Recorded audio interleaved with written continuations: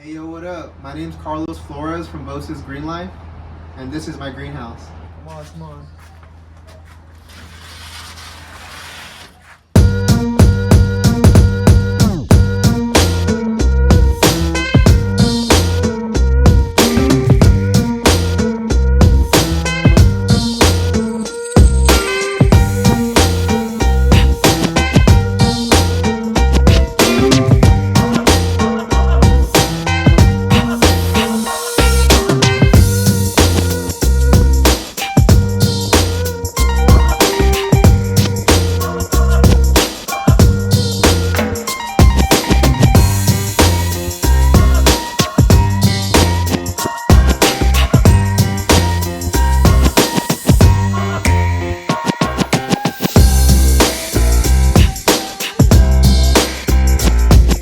Starfruit seedlings. It started back in November, and one turned out to be variegated.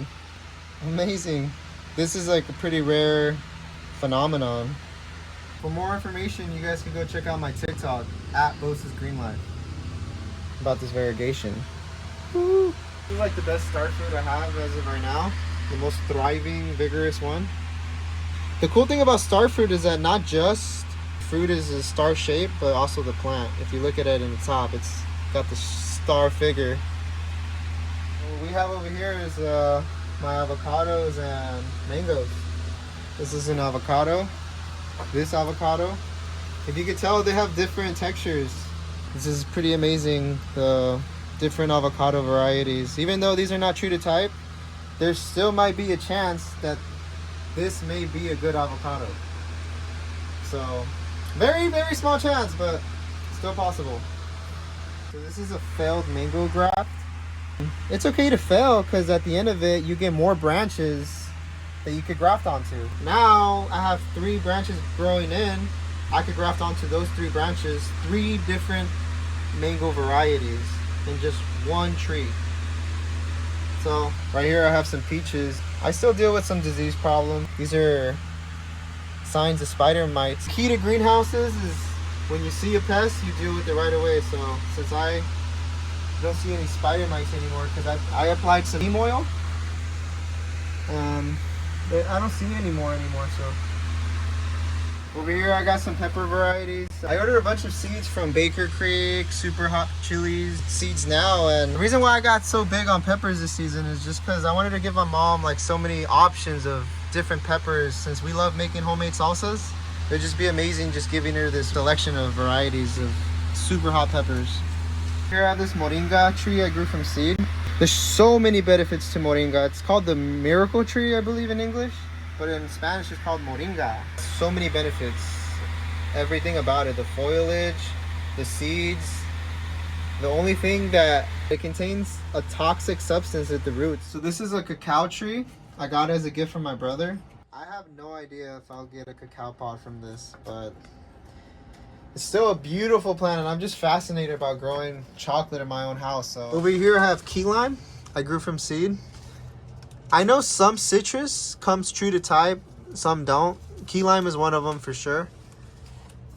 I also have these 2 oranges I grew from seed. I grew them from a blood orange, but then I found out that blood oranges don't come true to type. They're actually a hybrid and they're grafted onto. More peppers over here. Since these are heirlooms I purchased from Baker Creek, I'm planning on crossbreeding them so I can make a hybrid and create my own pepper. It's a cool thing. Maybe I'll make a video about that in the future. Some strawberries. These are white pine strawberries. These don't get red at all. They just stay white all the time. Over here I have this loquat I planted from seed from my own loquat tree. Another fruit that doesn't come true to type. So this might give me a brand new good loquat or a terrible tasting one. But this also might be a good rootstock since I can see it's really good catching no disease. Over here I have this sugar apple I got from my sister as a gift. This is my dragon fruit cuttings. I purchased this one from a nursery and ended up cutting it right here and growing it out here. My plan is to grow 4 of these so I could grow them against the trellis and get maximum yield for these bad boys. Over here we have this fig from the TikTok video.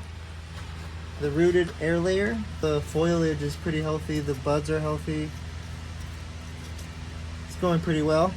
Over here I have the strawberry seedlings. I started from that one TikTok video, the first ever TikTok video. I didn't talk, and these are the results. So, heating mat over here. I can grow a lot of things. I usually keep it at 70 through 80, and if it goes lower than that, it turns on. Right now it's not on. It just knows that it's an optimal temperature. Once it reaches like lower, colder nights, 60, it turns on and it starts heating. I purchased that from Amazon, and right now I got nothing growing because I just did this yesterday. Over here I'm growing Dragon's Egg cucumber from Baker Creek.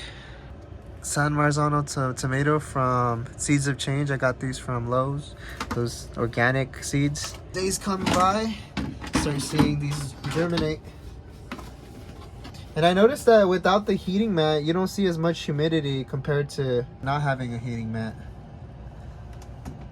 The way I like to water plants is I usually water to the top. I know watering from the bottom is very beneficial, but since when you have so many plants to take care of, you don't have enough time to underwater. So what I like to do is I like to make sure to wet the entire root system.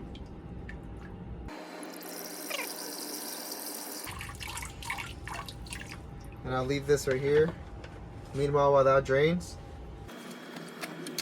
get another one. Wet the entire root system. There's no such thing as too much water. You keep watering it. It's more about how frequently you water it. You can tell you also want to get pots that have good drainage. Not just the medium that's good drainage, but also the pots. These are the only ones that I underwater. So it's pretty satisfying.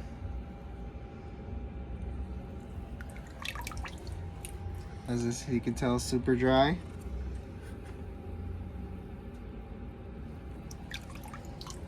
Since I've been getting a lot of comments on TikTok about what this is, which is the sanitation spray I use, I just had 1/8 of hydroperoxide and the rest water. So hydroperoxide is good for plants. I know there's some hydroperoxide for sure in rainwater. So for humidity and temperature control, I like to use a Inkbird. This one's the temperature one, and this one's the humidity one. For the humidity one, I like to keep the optimal temperature 50 to 60. Right now it's on 43.7, which is just, once it gets at 50, it will turn off because that's optimal. If it gets lower than that, it will turn on this humidifier I have over here. It's not the best, but it would do the job for this small greenhouse. If it gets higher than 60, this would turn on, which is the dehumidifier. This is a little sensor that indicates the humidity percentage. This is the temperature one. The optimal temperature I want it as a 77. If it gets lower than that, it will turn on the heater. I have this heat dish I bought from Costco. It's a little sensor that when it gets hot enough, it'll turn off, so it won't cause a fire. And if it gets too hot, then the cooling will turn on, and this cooling is connected to my exhaust fan that I bought from Amazon. Well, I hope you guys enjoyed the tour. Make sure to hit that like, comment, and subscribe. Head over to my TikTok and Instagram with the link down below. Grow with me.